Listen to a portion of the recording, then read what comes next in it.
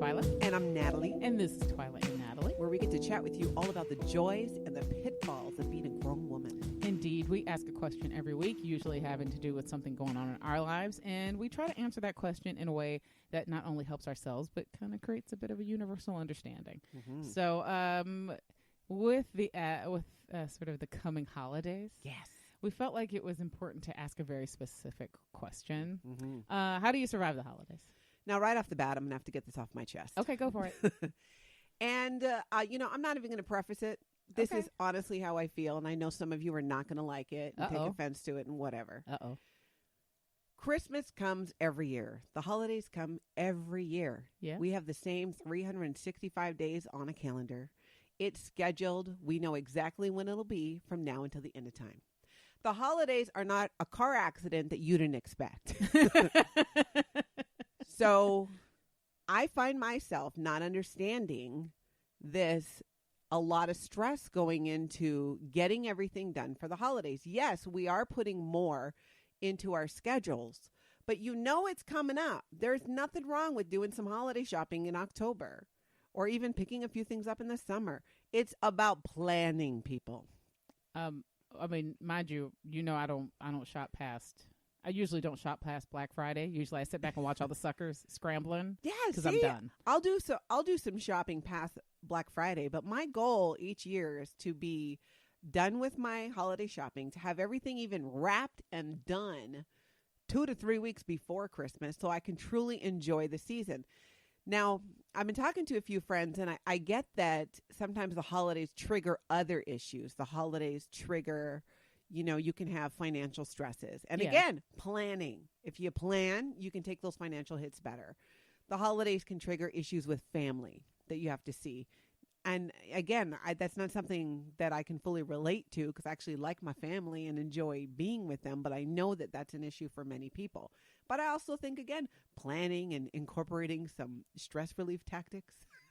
Listen, I think this kind of comes down to, I have a very funny perspective on holidays, mostly because my family is unusual in that we have a lot of holiday birthdays. So we've always had to sort of had this negotiation around how holidays work so that people don't feel like sort of they're overwhelmed or swallowed up by a holiday. And I actually have a sister whose birthday is Christmas Day. And so my sister's the 29th. Yeah, and I have one of my children is right before the holiday, like a couple days before the holiday. Sure. So I'm always sort of mindful of creating an atmosphere of sort of everybody getting to enjoy it. But it took me a long time to learn that the definition of what makes a holiday enjoyable is not the stuff of the holiday. Exactly. It's kind of like for me, it's now become like the emotions of the holiday. Yeah. So, and the time, don't you think too, because I think in your guys' household too, there's so many family things going on. And oh, yeah. I always get like, wow, I think the holidays are great because one, all kinds of people want to make me food, and cookies. I get presents. I get to give presents. People tend to have more time off. People tend to make more time. Like, hey, let's get together during the holidays. Let's have a happy hour or a coffee or dinner or something like that.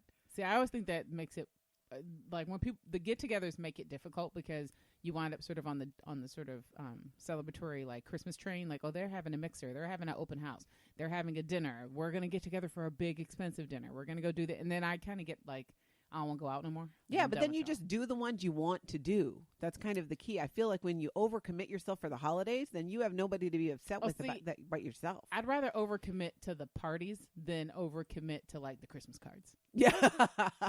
I have my surefire plan usually involves opting out of everything that everybody else always wants to do.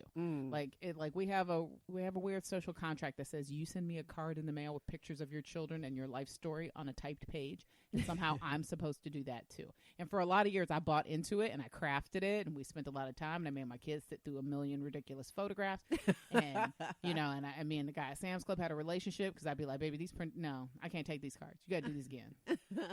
That is not the color green in the sweater that I took the picture of and gave to you on a flash drive. Let's do this again. And I think a couple years ago, I just my brain melted and I went, you know what? I'm not doing this anymore.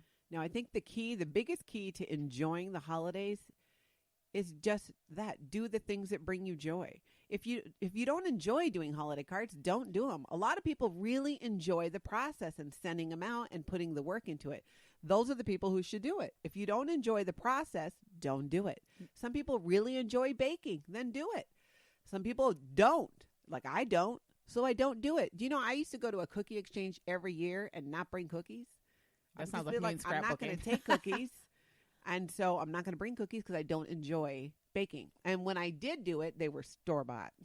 But I was Okay. upfront about that. See, if I feel like if you're only doing things you enjoy, I enjoy napping. then you nap. Then I'm You not know, doing and you anything else. said it, Twyla. It's a social contract that we sign ourselves. Yeah. You don't need to do many of these things. You know, just do the things that you enjoy doing. And it doesn't need to be on the day. You know, in my family, we celebrate Thanksgiving the day after.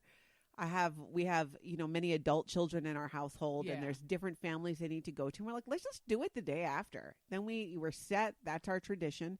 It's wonderful. You know, I celebrate Mother's Day a week after Mother's Day with my kids. Listen, this is a holiday tip that you should take from Natalie, because I think it's a genius tip. And I did not understand it when she first told me that she does Mother's Day a full week after everybody else does Mother's Day. I was like, but girl, that's your day to get your shine. And then she explained it, and I was like, no, this is genius. And I think it really does apply, especially in the age of having blended families and divorced families and adult children and in-laws and stuff that you have to deal in.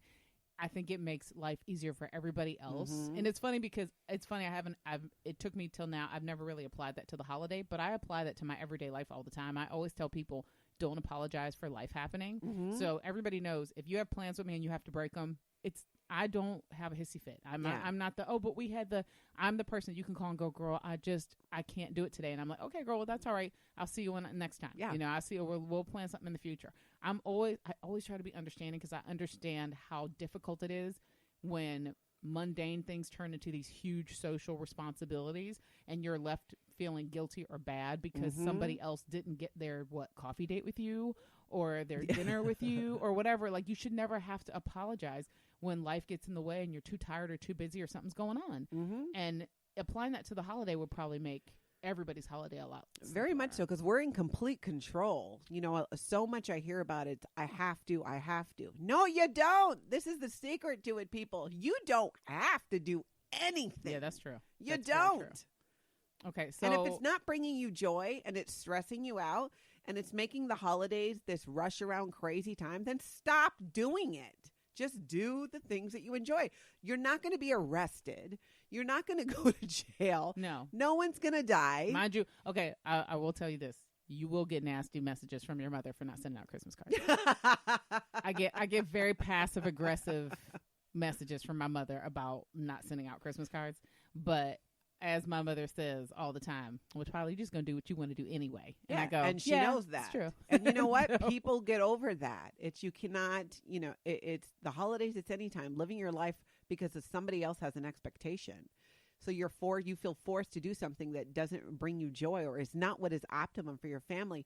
When my kids were younger, we always spent Christmas Day at home, and I made it very clear to our extended families, we are staying home. We are going nowhere on Christmas Day. Yeah, we don't either. I want my kids to be able to play with their toys, to do what they want. We'll have food out. If you want to stop by, that's fine. We're going to be in our pajamas. Yep, that's us. You know, you're going to have to help yourself. We're not going to do a whole setting because that wasn't something that brought me joy.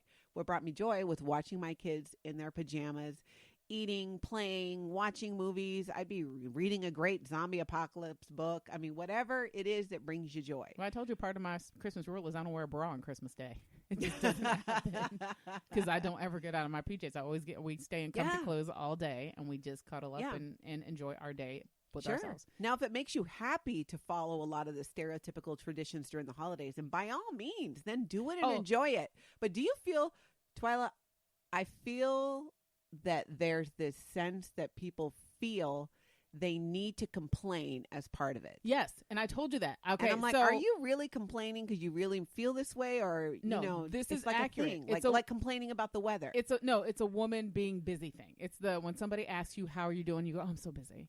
Even if you're not, you kind of feel like the social contract says you should seem like you're doing more.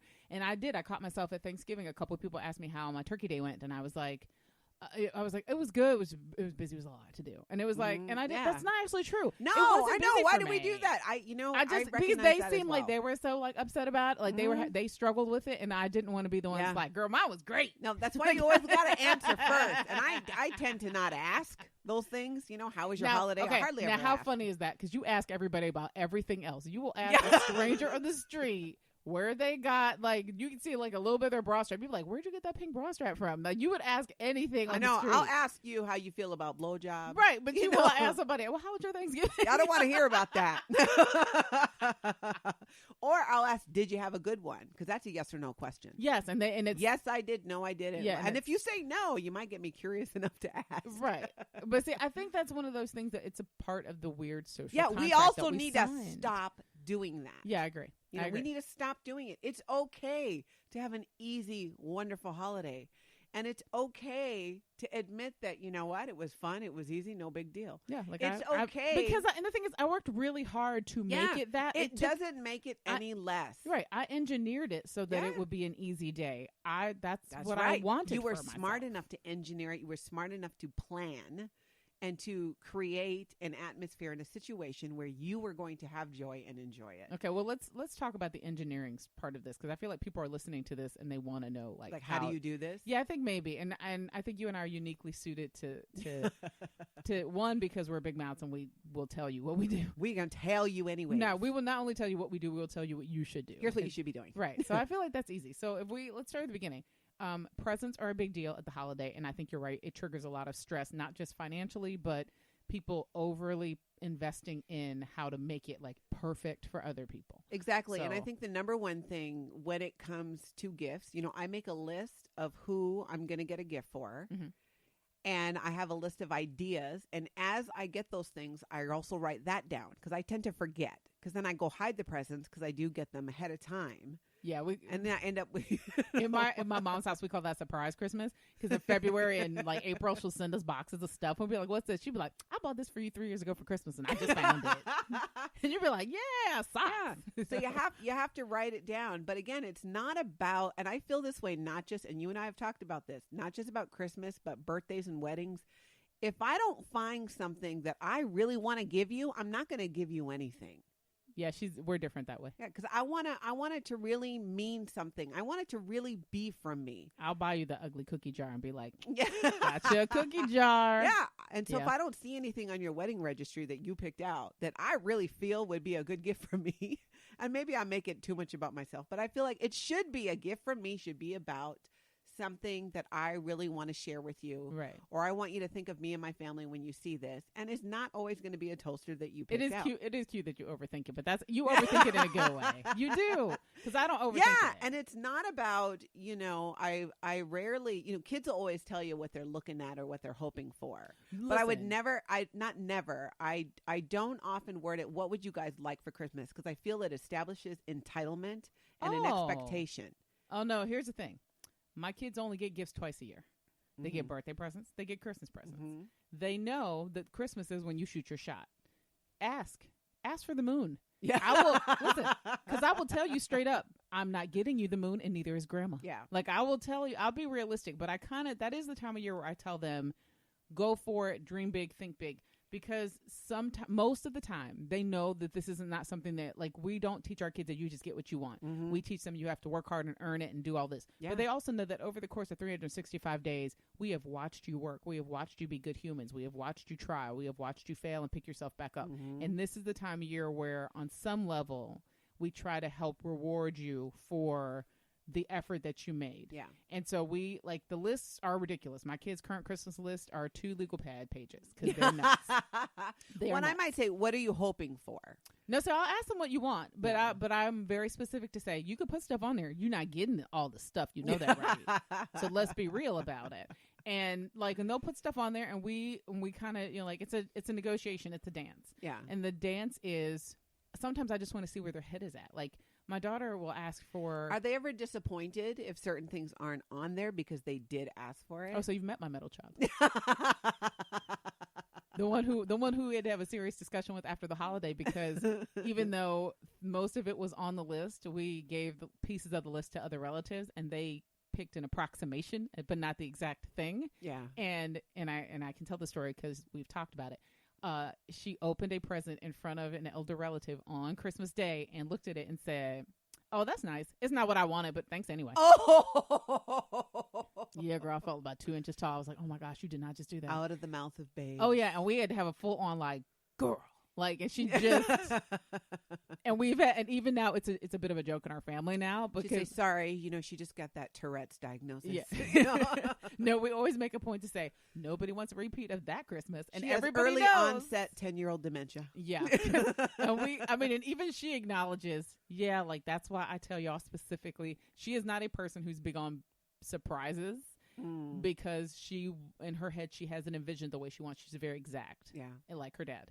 And if you don't get it and you get closer, you try, she will acknowledge you tried. She will also acknowledge you failed. Mm-hmm. And then that's, so I try to avoid that. And now, mind you, my kids have gratitude. Like, she's not a kid. That was a rare moment. Sure. That really was a moment of like, I cannot believe I raised that. Yeah. But we all, we all came around and had good family discussions about, the idea of what it means to be grateful and that the idea of getting things. And it was actually the Christmas that we started making a point to have the kids go out and pick really cool stuff that they liked and paying for it. And then we didn't keep it. We would donate those toys. So they would go and be like, if you have any doll in here, which one would it be? And he'd be like, that one. I'm like, you know what? That's awesome. Let's get that doll. And they were like, really? I go, yeah, but we shouldn't keep it. We should give it to a kid who can't get one. Yeah. And that's so great. And it was like a big deal. Like, but it took until we had that episode to realize that our kids are starting to get a little entitled. Yeah. And it was like, you got to balance that out with some volunteerism, donating things like that. And I don't recall, growing up ever and making a list. I might have made a list, but it wasn't something I was giving to my parents. Yeah, no. We used to have the Sears catalog, right? And you take the catalog and you would like circle everything, and then you would fold the pages and just leave it out. Yeah, and be like, like, oh, I don't know, but this Barbie dream house is just sitting on the coffee table. I don't know what this picture is great. And you knew you weren't getting it. My parents were always like, you can pick one thing. And my mother is a classic Virgo. She's never had the patience to be like, I'm going to organize this and stuff. It's like, tell me what you want. I don't have time for this. So we would go to the store and you'd point at the one you wanted. If you behaved, you might get the thing that you pointed to. Sure. And that was your thing. And that was it. And you knew on Christmas, if you got that one thing, hey, that was a big deal for us. Because we were always like to get clothes and socks and pajamas for kids. And we would get like that one special thing from my mom and dad. And we might get one special thing from grandma. That was really cool. And we didn't have a lot, but we were really grateful for the stuff we did get. Yeah, I tend to be a lot more on the practical side, even for myself. Oh God, you're the socks and underwear lady. Oh, totally. But I that's actually for me. I'm like, I need socks and underwear. I threaten my kids with socks and underwear all the time. Although one of my kids, I think, but everybody needs more socks and underwear. One of my kids this year actually asked for crew socks specifically, and I was like, but why? Like I don't even. I had to go look it up. I was like, "What is a crew sock?" That's a shorter sock. Yeah, like it goes above the ankle. It's just a little bit taller than an ankle sock, but not up to the knee. And I was like, "What the kids are wearing these days?" I guess, but I was like, "What? Like of all the things you could ask for, I just told you to dream big. Like you could have put like a drone on here, or like an R2D2, or you could have asked for like a shopping spree at Toys R Us, and you put crew socks. But it's something that kid really wanted. I have a hard time. My daughter asked me the other day, what would you like for Christmas? I'm like, almond butter. I didn't even hesitate. Okay, no, I have a very expensive almond butter habit. I swear, like, I'm embarrassed to admit how much almond butter I eat. It's my vice now that I don't drink alcohol. Okay, no, I eat my weight in almond butter. Okay, let's shift focus a little bit on that, because I have found in the last 5 or 6 years that I no longer ask for gifts. Yeah. And I just don't. Same. I am old enough. I am of a point in my life where I have enough of my own disposable income where I don't have to wait for special occasions if I want something. Where I don't want to get it. Where I'm plan to get it. Yeah, and I've never been a jewelry person or an expensive toy person. So it's become a bit of a family conundrum when you ask mom, what does she want for Christmas? And I go, I don't want anything. Like my whole family got mad and yelled at me last weekend. Yeah, all of them. I'll come up with some things. I struggle with accepting gifts, I think, especially from my kids, the grown ones. Because for a long time it was, we gave the kids presents. But as your kids start to grow up and get out of college and they have jobs and they actually have a little bit of money, right, they want to give you a gift. So I know saying, oh, I don't want anything, takes that fun away from them, because there's a lot of fun and joy to be had in giving a gift. Well, I asked for things that would allow us to have experiences, and mind you, they had to wrestle me to get a response. Like even my youngest was like, "But mama," and I'm like, "I don't," and I kept saying, "I don't," and I didn't mean it. I really wasn't trying to be like altruistic or like I'm so above it. I was just like, "You guys, there's anything I want. Like if I want a comic book, I go get it. If I want," I was like, "I don't have a new phone, but I'm not asking y'all to buy me a phone." You know, like that's. Yeah. You know, it was just kind of I just couldn't think of anything. And they were finally just like, tell us something. I know. I even told Tony, I'm like, let's be practical about Christmas. I'm like, you know what I want? I want a case of almond butter. That's so cute. You're so cute. See, okay, now we should. Because I run out of it. And I feel this scarcity. No, wait. Point of order. While I don't ask for presents, and usually the most you'll get out of me is like, you can buy me a gift card to some place that I like. Do not buy me practical presents. And imagine most of you that listen to this we will never be in the point where we exchange gifts, and I respect that. I'm okay with that. But if you know me and you care about me and you buy me any version of an appliance, unless we're married and we share children, I may never speak to you again. What about if it's something that you wanted? No, like, I got my eye on some electric tea kettles. No. Those are the kind of things I wouldn't necessarily get for myself. Or a coffee maker I really wanted. Tony got me that. No. I'm telling you right now. In the 15 years since I've had children, my husband has attempted to buy me 5 practical presents. Yeah. You'd think he'd have learned. We reference these practical presents as reasons why he's lucky we're still married. I always tell the first one because the first one is my favorite. It was the year we moved into our home. We had a brand new son. He was about 6 months old or so. Yeah. It was first Christmas. It was a big deal. We moved to a new area, and I was a little bit isolated because I didn't drive, and I had this young kid at home, and I was really looking forward to getting a new computer to be able to do things with. And this was right when Skype was becoming a thing, so I was really looking forward to have the ability to connect up with family members around and share my kid with them and everything. And this big old box showed up from Santa to me under the tree, and I was super excited because I just knew it was a new computer. I just knew I was getting it. I opened the box on Christmas Day. You know what's in the box? What? Microwave. A microwave. And it was and in his head, it was but now you can heat stuff up. And I was just and my dress had all the hormones from babies, and I was still nursing. So I burst into tears. No! Ridiculous tears. And at first he thought they were happy tears, and he realized they were not happy tears. And it was baby, what's wrong? I'm like, you bought me a microwave? Do you hate me? Is this a sign? I was just so undone. And I'd always said, if you really understand me, if you get me, there are certain things you can always give me. But that is not the thing you can give me. So mind you, the next year he learned, the very next year, whatever my favorite sci-fi TV show was, he went to Cafe Press and got me a T-shirt with this popular saying from it. And I was just this is a geek present. You get me. That was all I needed. And then one year he tried to shoehorn buying me a stove. Me.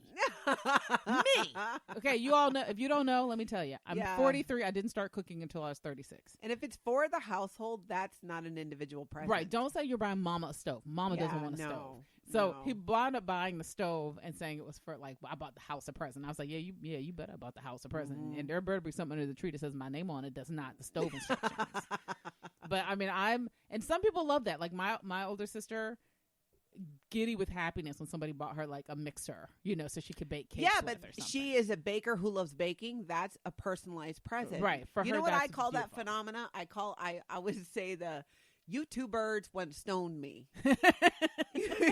I needed a gift. The house needed a microwave. You put them together, right? That was And I'm always please don't buy me practical gifts. If I say I want a cast iron a skillet one day means not on that day. You can pick any of the other 364 days, but not Christmas. That's fine. Now, mind you, we also have a phenomenon in our house of we call him the notorious Mr. Giveback or return, because my husband returns almost everything you buy. Oh gosh. Because he's super practical. He is very he's just like me, doesn't really need anything, and he's very, very, very picky. So if you buy him something, he will most likely be really kind and kind-hearted about it, but in a couple days after Christmas, he'll ask you discreetly if you still have the receipt. And then he'll take it back. Now, mind you, the one time he didn't do this, And I am telling this story, and nobody will stop me. And I don't care if you everybody tell him that I told this story, because it's infamous in our lives. So we live in Minnesota, not far from where the Mall of America is, which is the largest shopping mall in the country. Mm-hmm. And one year they had a promotion where you were supposed to bring your awful Christmas present to the mall, and you could exchange it for like a gift card, but you had to own up to the ugly, awful present you got. Yeah.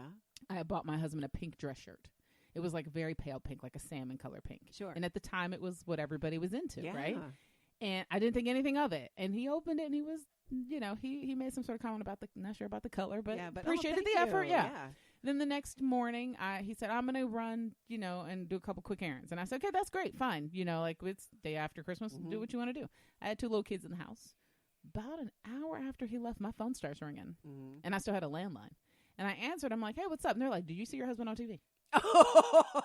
And I'm like, what are you talking about? They're like, your husband was just on TV.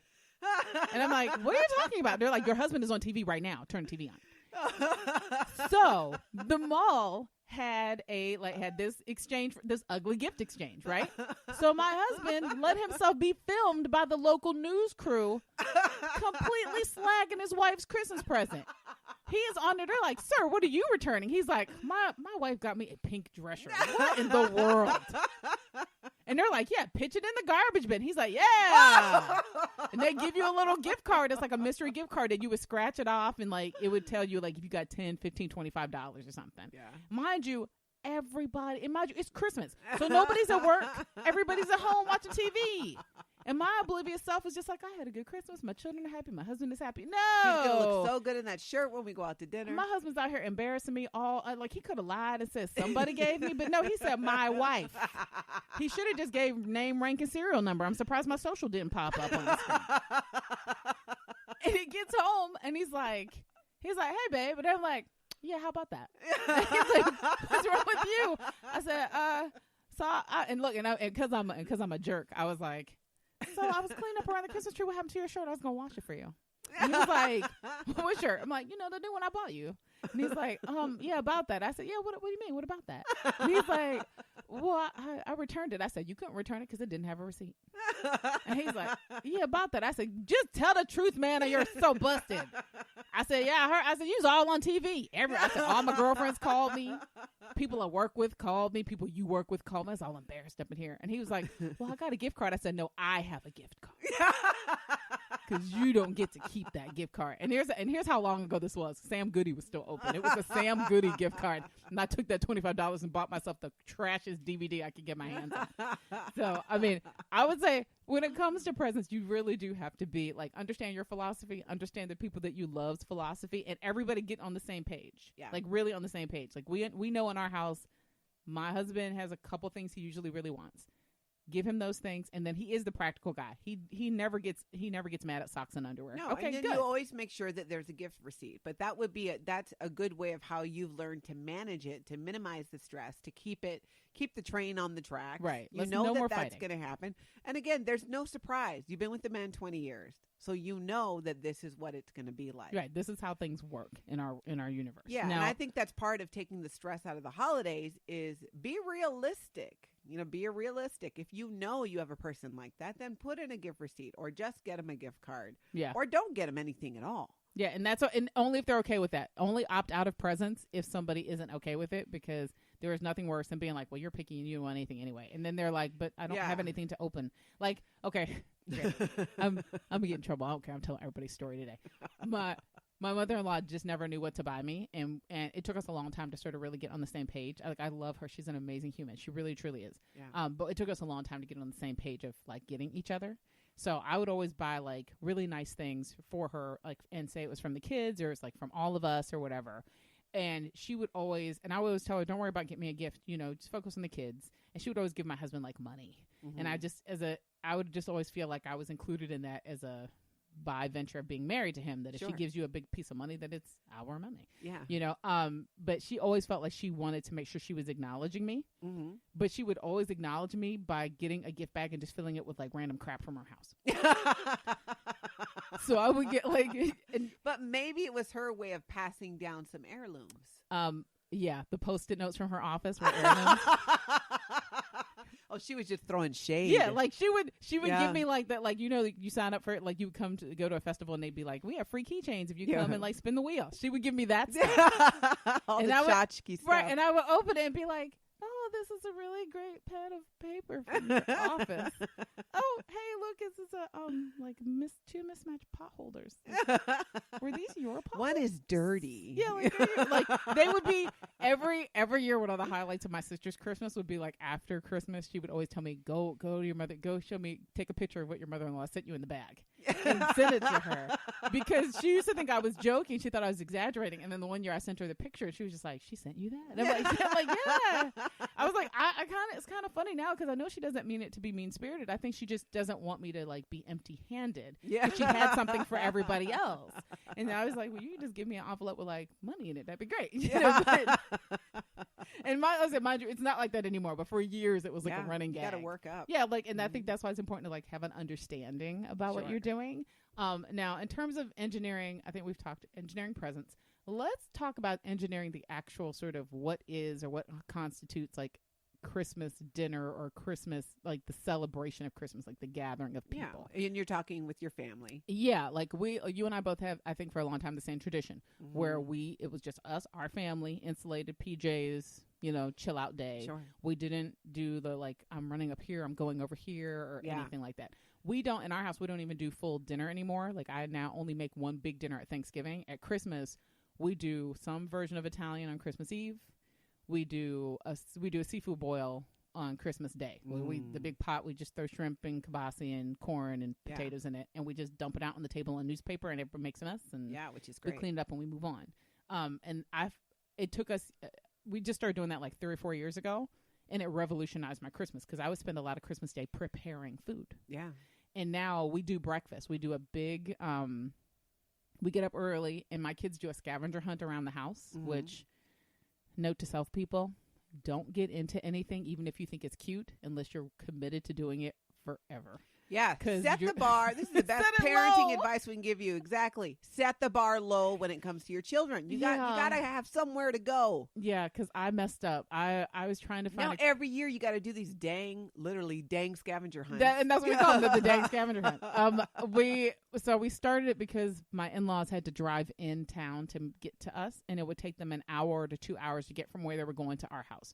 And my mother-in-law always wanted to see the kids open presents, and it was impossible to keep kids away from their own presents on Christmas Day for 2 hours. Yeah. So we started a thing where we would get up, we would do a big breakfast, and then after the big breakfast, in order to keep them occupied, I was taking all the stuff that should go in a stocking and hiding it around the house. Would you then have labels on it with which kid it was for? Yeah, like some So you're talking just the stuff for the stocking. Yeah, and it'd be like a few small gifts, but mostly it was the stuff that would fit inside your stocking. Yeah. But I sent them on a goose chase around my house to find it. So it would be like, you know, and mind you, like I said, please set the bar low, because I set it way too high. The first year I made everything rhyme and everything was cute, and there was like 15 clues, so it took them a good 45 minutes to an hour around the house to just find it all, and they couldn't open it till everybody found everything. Meanwhile, they're opening, going through drawers, messing your stuff all up. Oh, no. See, I'm smarter than that. I would make sure it'd be like, you know, like, go check outside in the van. Like, go check under your bed. You know, like, it was always in like really like sort of obvious spots, so they weren't tearing up my house. But then by the time they found everything and then sat down in the family room with their, like, they would take their stockings and fill them up with their stuff. Yeah. And then they get to the family room, and it would take them an hour to go through everything and open it up and compare. And then, hey, grandma's here. It's perfect. Yeah. Now, mind you, this was, when I started this, my kids were, you know, toddlers. And so then they got to be elementary kids. And then now I've got like a kid in high school and a kid in middle school. And now it's a tradition that they want to do. Right. Because I really thought, well, we're at the point where they'll say no to this, right? Too. And we were just saying the other day, I was like, yeah, so we can just sleep in. And the kids are like, what? And I was like, what are you talking about? We're going to sleep in on Christmas Day. And they're like, we're not doing a scavenger hunt? I know, and it doesn't matter the age. I remember when I had to break the news to my adult children that, no, I was not going to do Easter baskets. Like, you're in your 20s. You are in your 20s. Why don't you get each other Easter baskets? I'm tired. I mean, really, truly, you set the bar high, you wind up with the bar set. Like I already know, essentially, forever, I'm now going to be the scavenger hunt lady. I'm going to be grandma having to be at your house. It's 60 something, like on my bad knees, trying to stick stuff up under your couch. But and I'm like, oh, I just didn't think that through. I think that this is now what you're committing to. So I mean, and I'm not saying don't commit to things. I mean, in our house, we did not commit to over decoration. My husband's not big on Christmas decoration, so we don't do the outside. We do a tree and stuff, and we even made a compromise because my husband is not a holiday person per se. Sure. We don't play Christmas music in the house except for Christmas Day. Wow. On Christmas Day, we go to town. With that. We were listening to a Christmas album last night. Oh, no, we listen to stuff in the car as much as we want. We told him, you can't control everything, sir. No. So we, the house, we get it. He's tired. He usually has long days. We try to keep the house sort of Christmas neutral. Sanctuary. Yeah, we try. But on Christmas Day, he knows the second my eyeball opens on whatever time of day it is, it's on all day.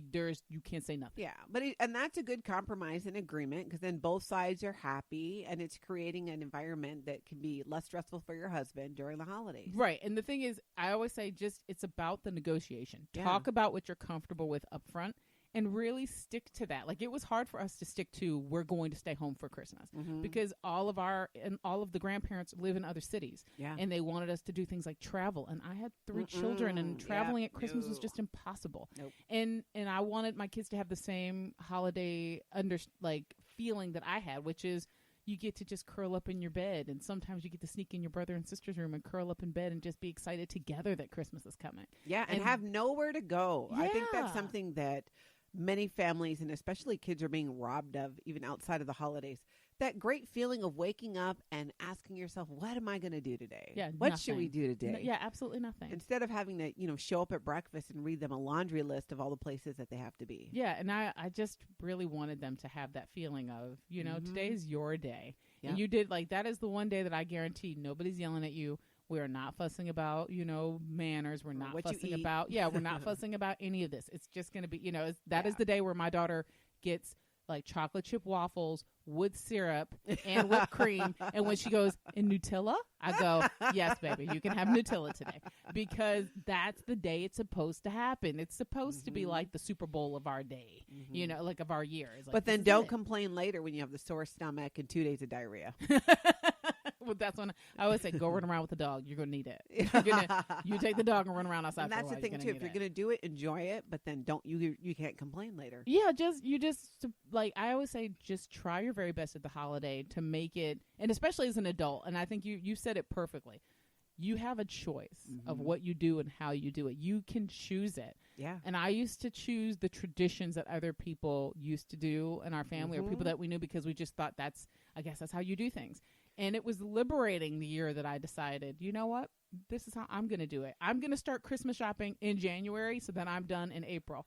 Y'all can do whatever you want. Yeah, and even if you need to switch gears on your kids, who might fuss about, but it's a great teachable moment to show them, you know what? Life isn't about, but we always.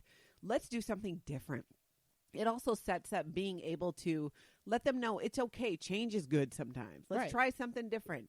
Let's try a new tradition. Things change so much in life. You have blended families, you have divorces, you have a lot of change that can occur. And I think the more we can make it a fun adventure, well, now we're going to do this.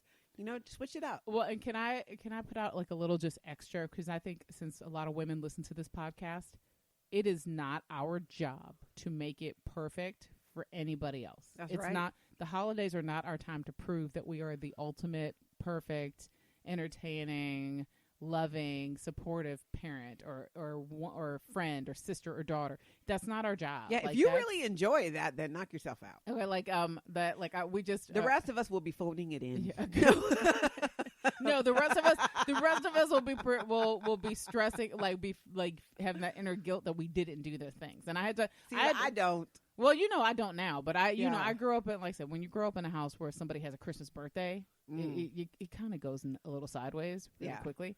And I remember some girlfriends and I just went to see Bad Moms Christmas. Oh, I saw it. Which I loved. And I love that the line that made me laugh the hardest is when the mom was like, we we're mothers. We don't have joy. We don't get joy. We give joy. Yeah. And I remember thinking I have probably spent a good couple. I remember spending some Christmases where I like had to wrap all the presents just so, and I had to, and it took me a long time to let go of the notion of my husband can go pick out his own gifts no matter how backwards or crazy they come out. Like, that's just like, I'm gonna tell the story now because it's this year and he won't hear it till next year, hopefully.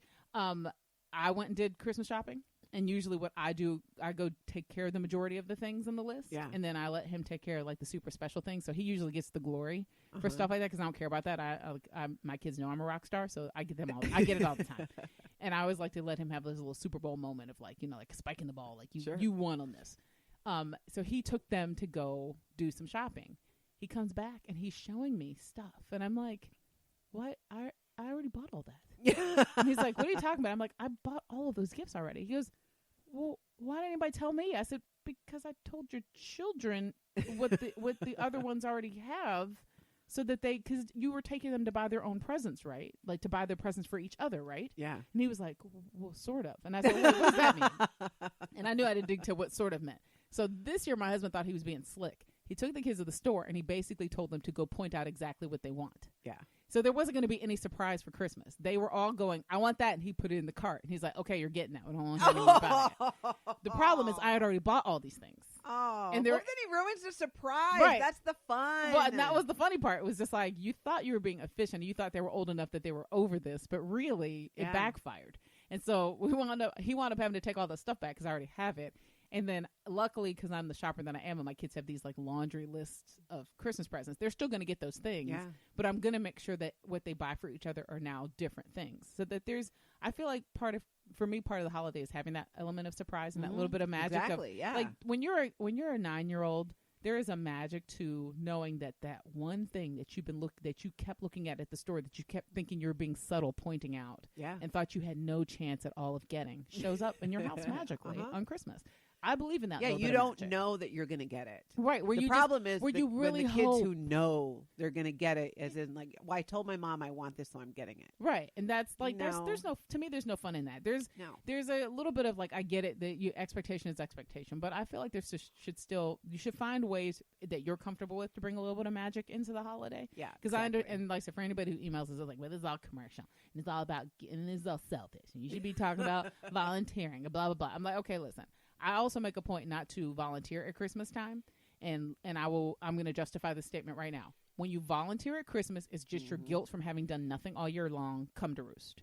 So when you feel like you have to go like adopt a family, or you have to go like feed the homeless, or do feed my starving children, or whatever, these are all worthy things, and I think it's great that you do them. Yeah. But I don't put all my eggs, my good human eggs, in the Christmas basket. Yeah, I'm going to do it at Christmas year round. Right. If you're doing good, consistent human things all year round, then when an opportunity comes up at Christmas to do one or two things, it's great. And it's important that you're not just doing it at Christmas, because then you teach your family members, particularly kids, that they only have to be thoughtful of other people when they're worried about getting presents. Or if you go to church, but you only go to church on Easter and Christmas. Oh yeah, and listen, I had plenty of years as a young person of being the Easter and Christmas churchgoer, where they'd be like, "Oh, you're here. I guess we should move over." Or the pastor would be like, "Nice to see all these friendly faces that we haven't seen since Easter." Like, they would just always call you out. Always call you out. So it's the same reason why you don't start going to the gym on January 2nd. Right. Just it's it's just a thing. Like, don't use that as a motivation to think it's going to make up for things. Yeah. Just part of the holiday is just embracing exactly who you are, the way that you are, where you are in your life, and that's okay. If you know you can't handle political debate at the Thanksgiving table or the holiday table at Christmas or whatever it is, do yourself a favor. Be the person who brings a bunch of movies and say, "Hey, let's watch movies." Yeah, or use artful conversation. You can steer a conversation around away from anything. Listen, I used to be infamous for like, I will wash the dishes. You know why? Because when you were washing the dishes, then the talk starts kicking up at the table. You're not in there for it. You don't have to hear it. Yeah. I was also infamous at Thanksgiving for popping in my headphones while I cooked, so that I didn't get anybody's opinion on like what I should or shouldn't be doing with the food. Because they would be talking to me, and I'd look up and I'd be like, and I just point my ears like, I can't hear you. Yeah. And then I just keep going. So there are like strategies, but I would say you said the smartest thing at the beginning, which was you have choice. That's right. And you should make the choices that are comfortable to you. And I even say to take that to an extreme level. Only spend your time at Christmas doing exactly what you want to do. You have plenty of opportunities to let family guilt and obligation, take over and play itself out. Nobody does Easter because they want to do Easter. They do Easter because the elders tell them they have to do things the way that they want to do it. Yeah. And that's fine. You do that. Most people do 4th of July based on what the family is doing at the 4th of July. We're all suckers to some extent on celebrating, gimmick holidays like Valentine's Day and St. Patrick's Day. We do all of these things. Plant your flag and just say, this might be the one occasion where we're just going to do what we want to do. Yeah. If that's what you want to do. Mind you, if that's what you want to do. Yeah. If you have always secretly wanted to be Mrs. Claus, please do that. Yeah. Do it. Because I love you too. I love you and your 56 varieties of Christmas cookies. I love your immaculate gingerbread house that I will never be able to make. I love that somehow once I see you the day after Thanksgiving, you smell like gingerbread and you smell like that until Valentine's Day. Though there is a place for people in the world like that too, because you do the heavy lifting for me. That's I know right. I can bring you Christmas ingredients and go, hey girl, why don't you make some cookies? I just want a dozen. Like I know I can pick up the really cute like Christmas tins and ashtrays and stuff at I can Marshall's. find you good deals at places and tell you where they are. Right. Or like, and I'm the friend that if I see something that's super cute and you're the holiday person, I will go pick it up for you. And just to be like, I saw this, I thought of you, it gave me an excuse to buy it. Have a good day. Like I am that girl. Yeah. And you're great because you're the place where my children can go and get their fix of that when their lazy mother won't do it. That's right. So I'm not a same reason we will never get a trampoline in our house. Nope. Oh no, I'm not getting it. That's a whole sidebar conversation. I'm not getting a trampoline because the assurance on like the possibility of things going wrong if a neighbor kid falls on it, hot dog. So I mean, I gotta say if I had a couple of, I suppose if we ask the question again, like how do you survive the holidays? My advice to you is keep it simple. Do only what you want to do. Mm-hmm. Make sure you're doing things for the reason you want to do them. Like really have in the forefront of your head what does Christmas mean to you, and not that guilty like it's the day our Lord and Savior is born. We're not. No, I'm not talking about all that. It's perfectly there is a perfectly understood and well-established history that Christmas is a religious holiday for a lot of people, but for a lot of people it is not. There is an undercurrent that has become a very secular holiday about family and celebration. Know where you stand on that so that you don't do things like put yourself in big time debt just to buy presents. So that you don't give yourself an aneurysm staying up till 4 a.m. trying to perfectly wrap things or bake a Yule log. And plan. Stop treating the holidays like it's a cancer diagnosis or a car accident. You knew it was coming. Yeah, and you've known for a year that it was going to happen. I feel like we're going to have to do like a whole series of episodes where we're like, it's May. Have you started Christmas shopping yet? That's right. Let's stress you out. We should do a whole segment called Quit Your Whining. That's our new series, Quit Your Whining. Quit Your Whining. And if you commit to things that are stressing you out, well, what you committed to it, then don't commit to it. Right. And if all else fails, make sure you have a holiday cocktail of choice. That's always a good thing. For me, it's almond butter. That's true. Almond butter gets me through anything now. I have taken to carrying packets of it in my purse. I'm not even joking. That is good for you, though. That's good protein. Yeah. So says the vegan. It's got very low sugar. That's it. So says it just makes me feel good. Yeah. So says the vegan. And listen, and even that, make sure you have the couple of we didn't really talk about that. The idea of sort of self-care at the holiday. I take care of myself at the holiday by making sure I indulge in a couple of things that I really and truly love. Mm-hmm. I love like holiday movies. I watch them relentlessly. That's right. We might not listen to Christmas music in the house, but there's always a Hallmark movie playing in the background. You know what I do at the start of the holidays? I get a massage. I do not do that. I don't like people touching me. Got a massage. I don't like I had people an hour and me. a half massage on Monday because if you do anything decadent on a Monday, it just feels better. It does. That's why Monday's my favorite day of the week because you start again, and it's usually the day I take off because it's just yeah, me too. Yeah. I think I tend to like if I'm going to do a little self-care for myself, I think I indulge in one or two of the things that I would never indulge in all year. So like I saw this adorable rose gold nail clipper set, like just for nail maintenance. And it was just, it's my favorite color. And I was like, I'm Mama's putting that in her stocking. And then I found a rose gold phone charger. And my family are always stealing my phone chargers. So I was like, I just, there's no reason to have this. It's a useless purchase in terms of, do I need it? And it was like, it's Christmas and I'm going to say no to everything else. I'm not going to eat too much of this. I'm not going to overindulge in these things. I barely drink. It'll be my annual drink at the holiday. You know, like I'm not asking for expensive things for Christmas. I don't care about that kind of stuff. But this makes me happy. In my head, I think I give myself like a limit of like 5. If this makes me happy, I'm buying it. I bought a set of glitter markers, and not for my daughter. She has her own. But I bought myself a set of glitter markers because sometimes I like to sign my notes to my friends and with like a glitter pen. That's my initials, and that made me happy. I almost got. I was at a thrift shop the other day, and I found an instructional set on how to do calligraphy. Did you get it? I didn't because it didn't come with the stuff for calligraphy. And I thought, you know what? I bet there's a YouTube video on how to do this. There's a lot. And I thought, I want to get a calligraphy set. And part of me was like, well, but why would I ever need to do that? I'm like, I don't know. It just sounds like something cool to know how to do. Yeah. Why do you need a why? I don't need a reason. Exactly. No. I taught myself, what did I teach myself last year? It was something really stupid. I'm knitting. No, my daughter taught herself how to make braided bracelets. Like she's knitting and like doing all the hand crochet and stuff. I taught myself how to make vegan pies last year. Oh, because you know me, I don't bake, but now I know how to bake vegan apple, vegan pumpkin, and vegan sweet potato pies. Because if I want something, at least I now have the ability to do it. Yeah. And it was like that was just like I try to teach myself something new every year anyway. But at the holiday, I tend to not do too much of the like, let's experiment. I tend to be like, it's Christmas. What do I want? I want stuffing.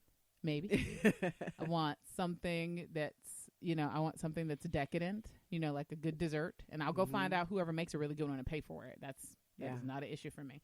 And I want to make sure that I find out which of my friends are like, what's their go-to, and then we do an exchange. Oh, for desserts?